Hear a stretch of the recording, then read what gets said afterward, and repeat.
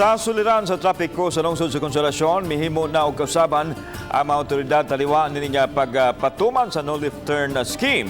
Sa unang adlaw sa implementasyon na sinati ang hilabihan kabugat nga dagan sa trapiko sa highway. Bisan kun holiday, daghan pang mga motorista ang nabaguhan sa palisiya. Ug wa katultol usa ang asa ang U-turn slots apan gipahibaw sa lungsod nga mamahimong maka-left turn ang mga sakyanan gikan sa norte ug padung sa merkado kay gibukstan na ang slot sa eskina gawa sa merkado publiko. Hinoon ang gikan sa merkado pagawa sa highway dili mamahimong maka-left turn. Gumikan ini nabantayan nga miarang-arang ang dagan sa trapiko kuha kini alas 11 ganina buntag nga maayo ra ug walay sami ang dagan sa trapiko.